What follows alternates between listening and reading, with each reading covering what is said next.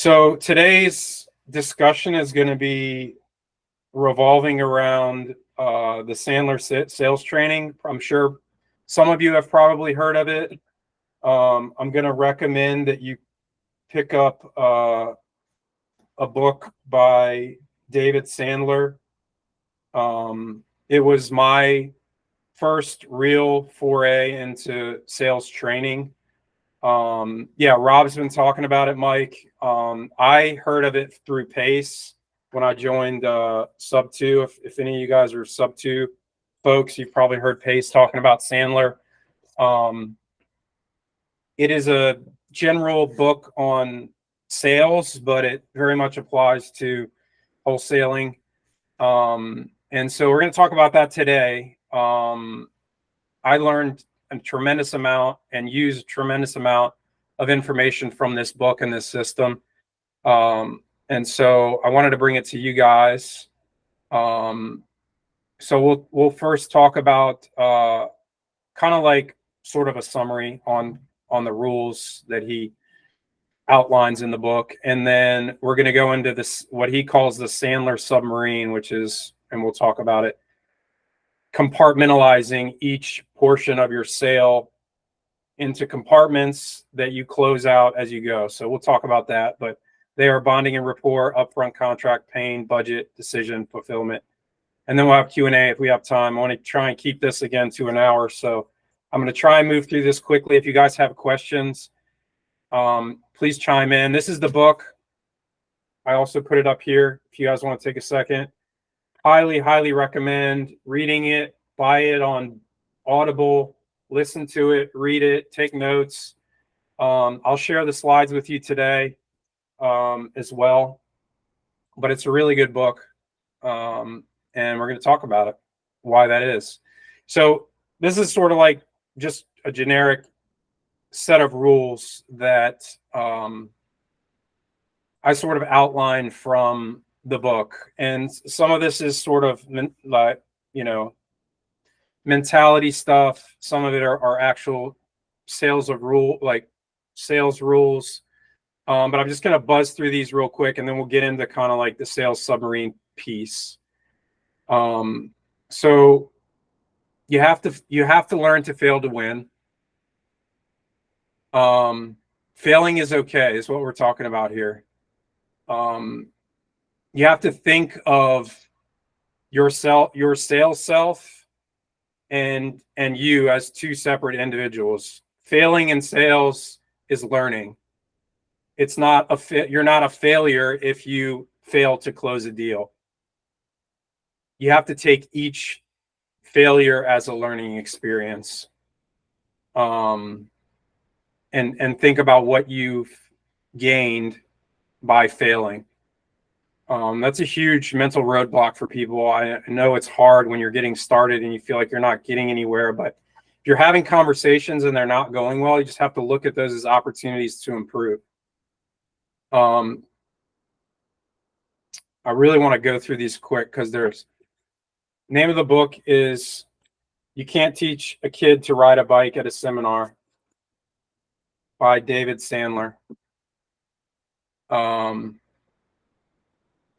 Don't spill your candy in the lobby. What we're talking about here is sharing too much information up front. So like if you were to walk into an appointment and just start talking to somebody about how you want to buy their property subject to, and you know, just jumping right in and talking about your offer, or going and looking at the house before you've built rapport, you know, don't spill your candy in the lobby. Is like, don't spill the beans up front. Take your time. Sales is rapport building. That's all it is. Do the rapport building up front. Take the time to get to know the person. Take the time to understand their situation before you start talking about strategy and offer and property and all these other things. Mutual mystification. This one always kind of confuses me a little bit, but it's basically like mishearing what the seller is saying, like confirming something that they're not saying. So they say, like, don't have happy ears. People are looking, a lot of the times people are looking to just get an offer out of you. They might be a tire kicker. So make sure you define their intentions and motivations, and don't hear what you want to hear, I guess, is kind of what we're saying there. Oh, you can't see the slides? Let me share my screen. That would be helpful.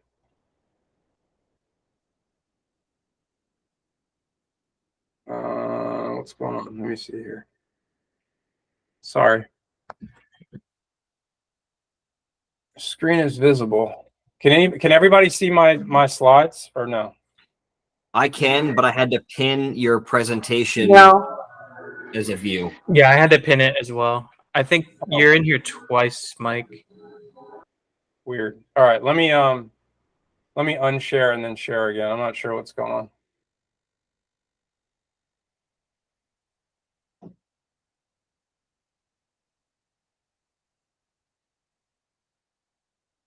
Sorry guys, give me 1 second. And there's 15 of these things. I don't want to be stuck on these forever, but I'm going to, like I said, I will send you guys these slides after we're done here.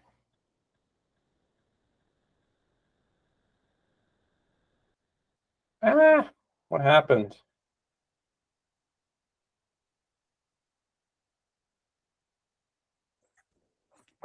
We can see your Canva now. Okay. Yeah, I'm just going to get into the presenter view.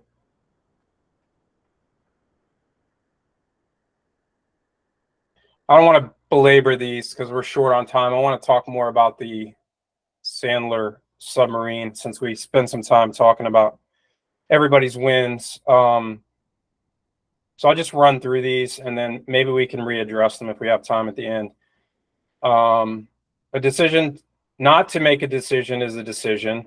So that's like, get a yes or no, don't get a maybe.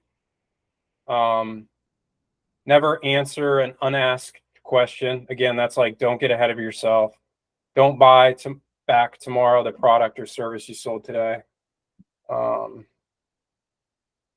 know what? I'm gonna skip through this because this is like kind of wordy, I'm realizing. So I want to just jump to the Sandler submarine here since we're already short on time. This is what, to me, this book is all about. I keep this literally, it's up on my wall here. I still look at it when I have conversations. The idea of this submarine is you want to start with the first compartment, which is bonding and rapport, and you want to make sure that you've closed that out before moving on to the next compartment. Because if you don't close that out, if you haven't done a good enough building rapport and bonding with the seller, you've got a leak. So as you move through this, you need to make sure that you close out each section before you're moving on to the next section, right? That's going to help you make sure that you've built your rapport, that you've set your upfront contract, that you've identified the pain, that you've talked to them about their budget, that you've gotten to a point where they're ready to make a decision because you've done a good enough job going all the way through all those other steps. And if you haven't, you need to go back and readdress those sections that you feel like you've not done a good enough job on before you get to the decision-making piece. And throughout this, our mission is to uncover the 4 pillars. So we're going to talk much more in detail about each piece of the sales system and how we ultimately get to them making a decision and us fulfilling that contract or getting them to sign an agreement.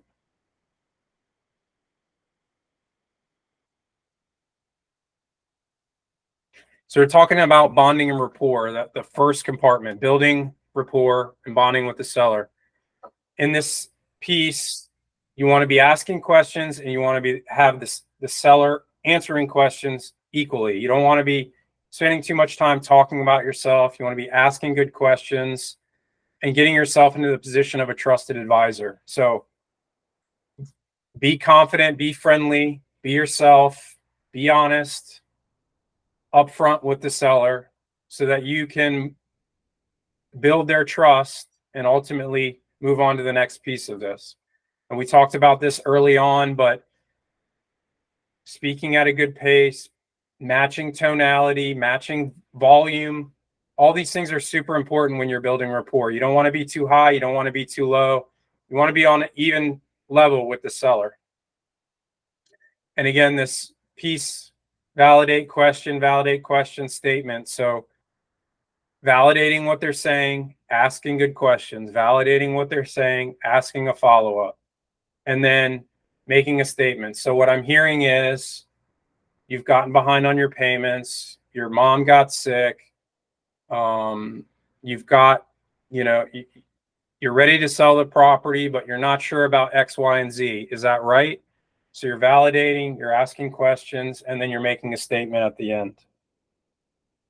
You're talk a little bit about some other good questions that you can ask or statements that you can make while you're in your rapport building piece. So my first statement is always catch me up to speed. I love that. Simple, easy, catch me up to speed. What's going on? What's the situation? What has you thinking about selling the property? And then just letting the seller talk. Other great questions. What are you trying to accomplish here? What's your ultimate goal with the property? Are you really motivated to sell it? Are you just thinking about it? Do you want to keep the house? Where are we at? This is like motivation 101 right here. What'll get you excited? I'd like to sell the property for 400,000. You might get a price right out of them right up front. Some other great questions. What offers have you been receiving? How have other agents or investors treated you? Again, that's kind of like digging into the pain a little bit. What's important to them as far as working with you. We want to know that we're the right person. What is your biggest challenge? What has kept you from selling the property? How has this process been for you thus far? Maybe they've already worked with another investor, like Chinor had the example earlier. They've already accepted an offer, but she called them back and they were having problems. Well, tell me about that. What happened? Always assume they've spoken to a real estate agent. I always ask that question too. What has your real estate agent told you about this? I love that question. It might get you a price. It might get you, some additional information. But again, you're just trying to have a conversation with them up front and understand their situation. That's going to be your best way to build rapport. Understand their situation. Does anybody have any thoughts or questions about rapport building or either one of these first couple slides? Pretty straightforward. But it's crucial. I can't tell you. We talked about this earlier if you guys were on the call.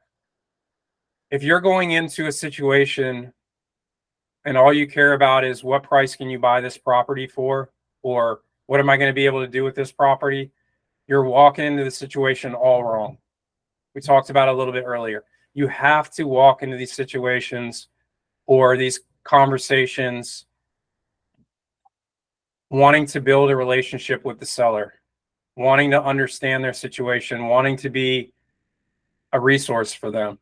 That is what's going to provide you with an opportunity, not what price can I buy this house at, or what am I going to do with this? How am I going to make this property really cool? If you start looking at it through that lens, you've already lost. So make sure you spend time in this first compartment before moving on to the next piece.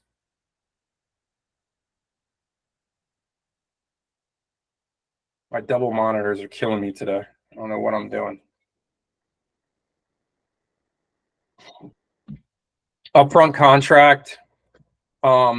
Again, this is, I'm probably going to say this every time. This is super important.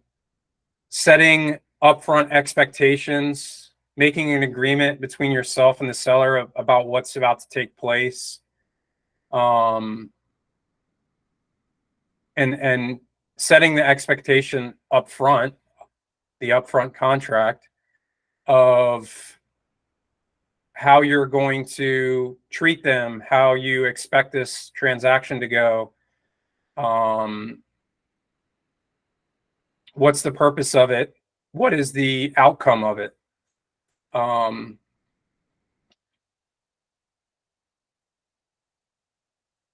So again, we get a little bit wordy here. I'm sorry. I just wanted to put some actual scripting in here. And again, I'll share these slides with you guys. But these are all really good ways to set your upfront contract. If we find we're a good fit, let's continue the conversation. If not, we can part ways as friends. How does that sound? Another great way. You know, I'm really busy. I know you are too.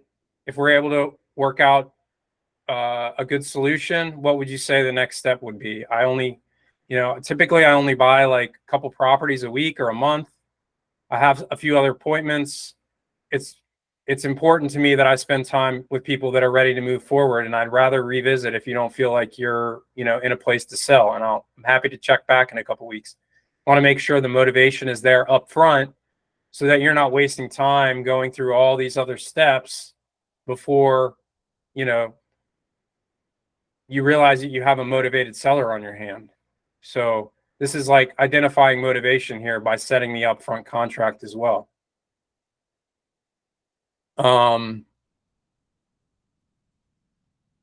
Making sure they're the decision maker too. That's a huge one. There's no point in going through this entire process if every decision maker is not present in the conversation. So,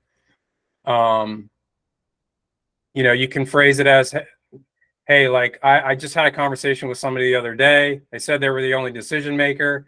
And then after an hour of me talking to them, they said they needed to bring their husband in. And I would hate for that to happen again. So as long as that's not the situation here, I'm good to go. Does that sound good to you? Great way to kind of break it down to somebody that you're not there to waste time. Like, you want to make sure they're motivated and you're not just there or on the phone with them for no reason. And finally, like, at the end of the day, if you feel like we've created a good situation for you, do you think you'd be ready to move forward? Again, another way to qualify them, make sure that they're in a position to move forward and you're not just there to have a chit chat about your process. So set those upfront contracts. Again, do your rapport building, set your upfront contracts, and then you can say, okay, I know I've done a good job building rapport. I know I've told them what to expect, and I made sure that they're ready to move forward if we can come to an agreement. Now it's okay for me to start digging in a little bit here. So this is where we dig into the pain.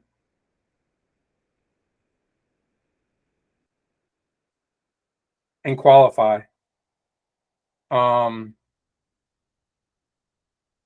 Great questions to ask. What are you trying to accomplish? And how do you know if you made the right decision? Simple questions. Great way to figure out what they want up front. Again, this could even kind of fall in the upfront contract piece. But in this piece, we're trying to qualify. We're trying to dig in, identify pain points before offering a solution. Otherwise, they're going to just tell you how they plan to do it on their own, if that makes sense. This one is all about listening. All about listening. Ask questions and let them talk. And we're going to talk about what some of those questions are.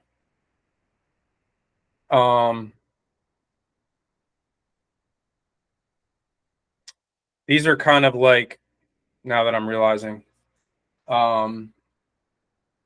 we talked last week about digging into the pain a little bit. Catch me up to speed again is a great way to have that conversation. Catch me up to speed. What's going on with the property? What has you thinking about selling? But continuing to dig into that. What happens if you don't sell? What's the next move?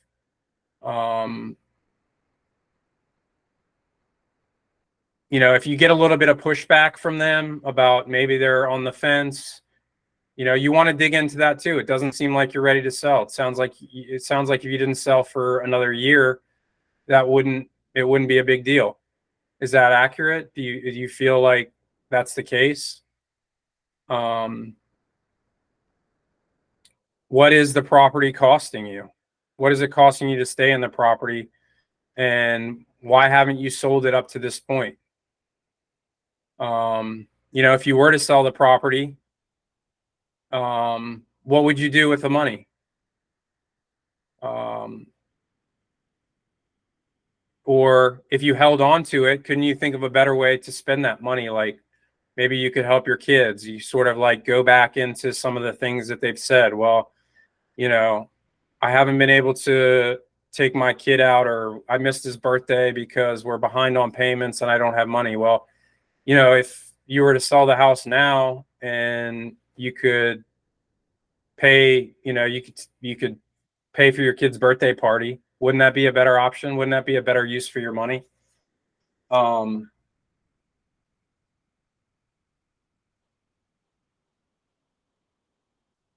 then kind of wrapping it up, like if we can't come to a solution, what are your plans? What are you going to do with the property? Or why would you consider selling to an investor versus listing the property? This feels a little scattered to me, so I apologize. It's all over the place here today, but the point being, again, we want to compartmentalize these as we go. So make sure as we go back, you've done your rapport building, you've done your upfront contract, you've dug into the pain and you've made sure that they're motivated. This is a great chart. I love this chart for kind of like he calls it the pain funnel. Always asking, tell me more about that. Can you be more specific? This is digging into the pain, getting all the way down and getting out all the pain. How long has this been a problem? What have you tried to do? Did it work? How much do you think this has cost you up to this point? How did it make you feel? How do you feel about that? And it sounds like maybe you've given up at this point trying to deal with the problem. Is that right? And just extracting the pain. That's what this is about. And then once you've done a good job of pulling out the pain, understanding the pain, then we can kind of talk a little bit about what they'd like to get out of the property. What would we need to get this problem off your plate? Great open-ended questions. Like we talked about it in one of the last trainings. I hate asking for a price. I don't want to ever ask for, what price do you want for your property? I want to pull it out of them a little more organically. So questions, what would we need to do to get this problem off of your plate? Or asking about other offers that they've received, and you can gauge their reaction to those offers, or they may just tell you straight up what their offers were and what they didn't like. That'll give you a great sense for what they want for the property. Or you'd say maybe, you probably haven't had a chance to think about what you want for the place, have you? Sort of just leave it open-ended. Maybe you can get a number out of them that way. Again, there's a lot of ways you can word it. I just try and avoid asking them for a price. I want to pull out, I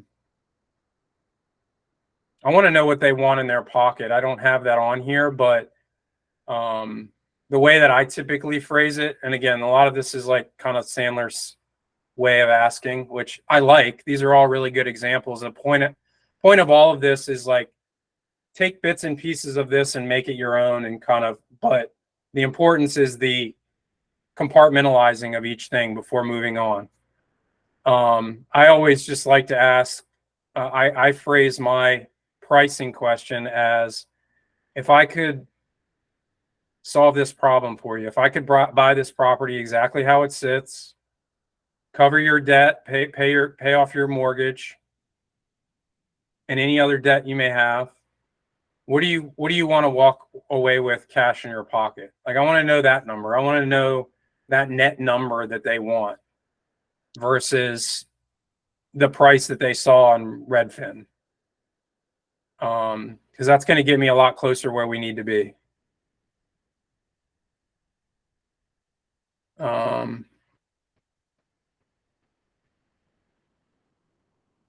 was just looking. Let's see. And then we get to the decision point. This is where a lot of people fail, frankly. It's getting people to make a decision. And the reason is either they haven't done these things, right? You haven't built rapport. You haven't set your upfront contract. You don't understand their pain, or offer them a good enough solution to solve their problem. But the most important one is maybe you have done all these things. Ask the seller to make a decision. Ask them for a decision. Nobody does this, and it is such a overlooked thing. People are afraid to do it. But you're going to win more deals if you ask the seller either on, like, ask them on the spot to make a decision. You're in control. You're the expert. The seller needs your help. Why not ask him to make a decision? You want to get a yes or a no. Again, like, maybe is just a no in disguise. So what I like to say is,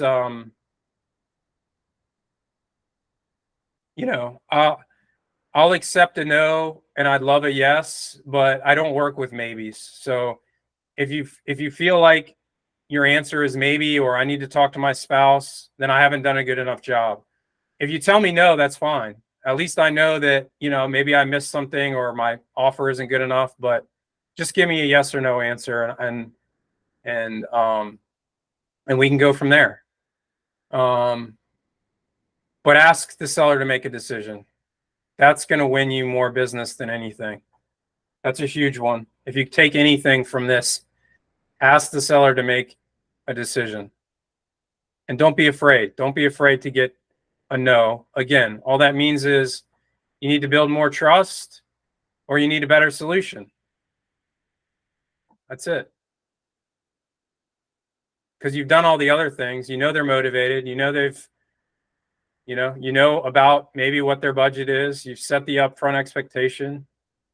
Maybe you need to go back and do some additional rapport building or come up with a better solution. Some other ways to kind of ask, I guess. You've seen how this can help you. Would you like to move forward? I mean, very straightforward. Well, Mr. Jones, you've seen how this solution I presented can help you. Would you like to move forward? I'm glad you're thinking this through because I can see how big of a decision it is. Would you like me to help you with this problem? I love both of those. These ones are a little more passive. We create a good solution. What would keep you from moving forward? Okay. Assume you want to move forward. How is that going to happen? How would you know if you made the right decision? I love this question. Scorched earth. I'm going to save this because I want to talk about it another time, but I'm sure some of you guys have probably heard of scorching the earth.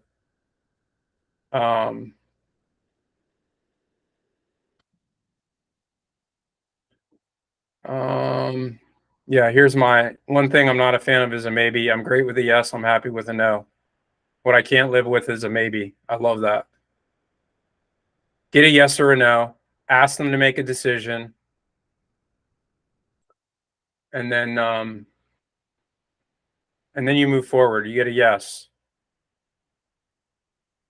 Thermometer technique is a great one. This is straight from Sandler too. Kind of gauging where you're at. This could fall, I guess, probably in the decision too, but we've covered a lot of ground today. Out of everything we talked about on a scale from 1 to 10, how much does this solve your problem? If it's not a 10, what can we do to give you a better solution? And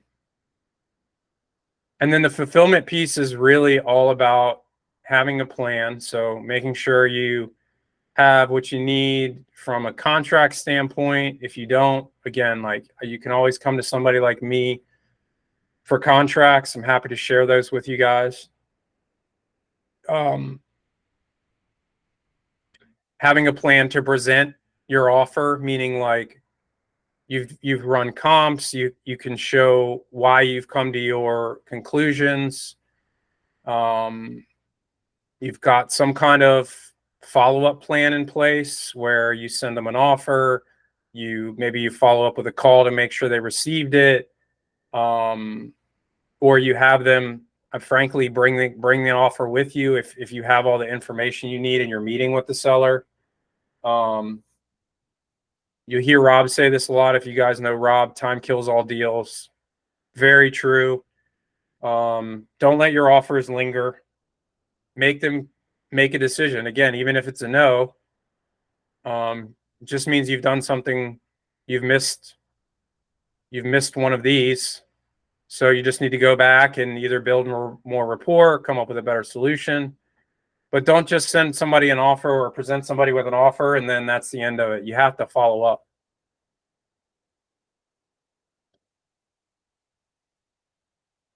And I'm not going to talk about the last post selling. Not really relevant. I really wanted to talk more about some scripting and ideas around building your sales system, which is, for me, I use this system pretty much exclusively. Now, I've wrapped in some other methods that I've heard and some other language that I've heard, but I really love and I would encourage you guys to use this submarine system. Like, print it out, post it up on your wall. When you're having conversations, go through and close these sections out as you're going. Be intentional with it. Take these slides and keep them up open in front of you and like use the rapport building stuff. Like, again, I hate to just sit there and read these questions off. Be natural with it, but build rapport, set your upfront contracts, dig into the pain, talk about budget, and then ask for a decision to be made. And that's like, we've moved from kind of like the lead gen strategy to acquisition strategy here kind of quickly. But I wanted to share this with you because it does go hand in hand, especially for you guys that are new, that are interested in doing more than just generating leads. You really want to become a closer. This is great information, great sales technique here with the submarine. So I wanted to share that with you guys. And again, I encourage you to go pick up the book, read it for yourself, listen to it.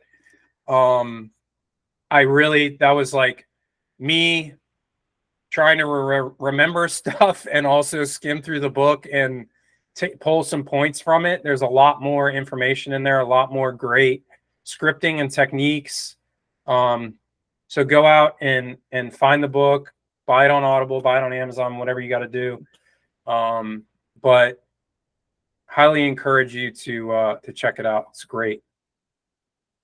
Does anybody have? I know I blasted through that today, but does anybody have any specific questions about the sales technique, any of the sections, or any questions in general from earlier that maybe we didn't address?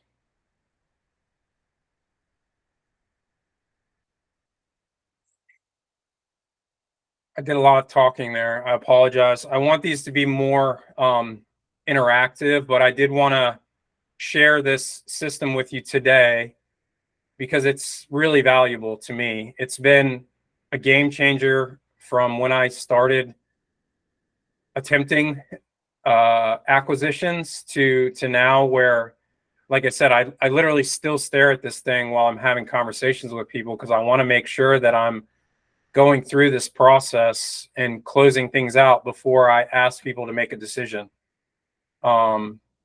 So I apologize for being a talking head today, but I think there's a lot of really valuable information there. And again, I'll share the recording, I'll share the slides, and go out and check the book out. I think you guys will get a lot from it from a technique and process standpoint.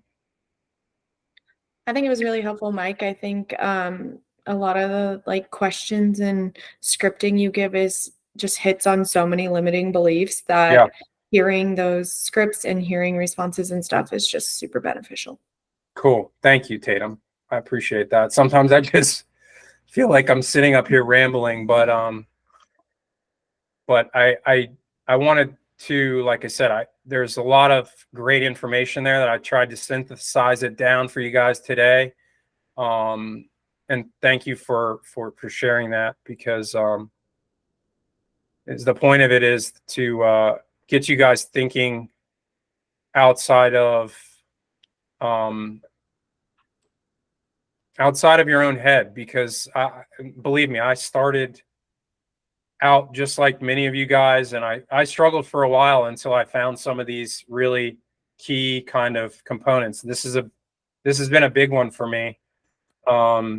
In addition to zone, in addition to everything we've talked about up to this point. So trying to kind of hack for you guys and give you guys things that have been useful for me. So I'm glad you got something out of it today.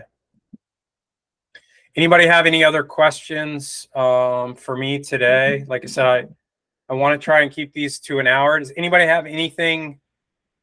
If you don't have questions, anything you want to talk about maybe next week, open to topics. Snapper and I are going to address the elephant in the room with the license outside of this training. But is there anything you guys would like to dig into moving forward?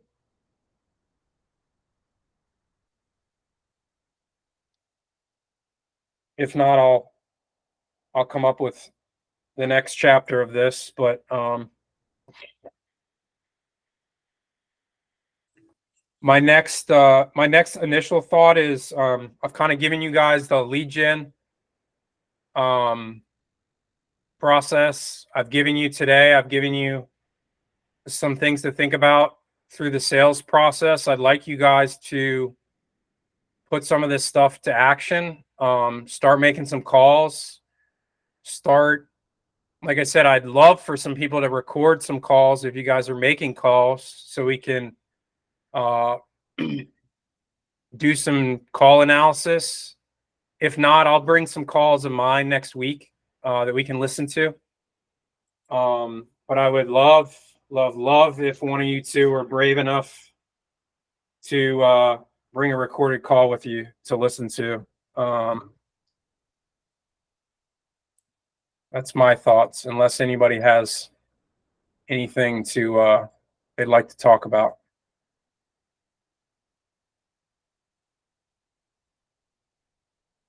All right.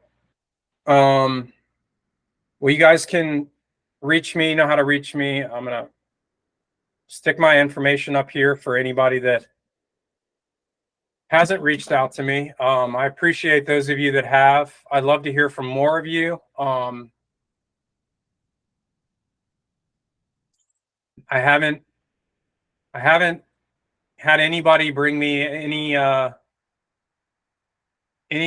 leads, any opportunities. I'd love for you guys to really be out there making some calls and having some conversations and bringing me some real life stuff that we can work on together. So, like I said, encourage you to pick up the phone, make the calls. A lot of you guys have said you have the list ready. You want to start making calls. Start making the calls. All right. Thank you guys for being here. I look forward to seeing everybody. One more note. I don't know how many people were actually on this call. I think like 20 or 25 people today. I'm probably going to switch to Zoom because it's just a better format for more people. And I'd like to keep bringing people into this. I think the more people we have here, the better questions we get, the more opportunities we have to learn. So I want to use a better platform. It just started it on Google Meets because I just had a handful of people that were interested. I think there's like 50 people on my list right now. We had 20, 25 today. So keep an eye out for an update from me. I'm probably going to make the switch early this week for next week to Zoom. So keep an eye out. I'll make sure you're all updated. But thank you guys. Everybody have a great week. Go out there, take some action.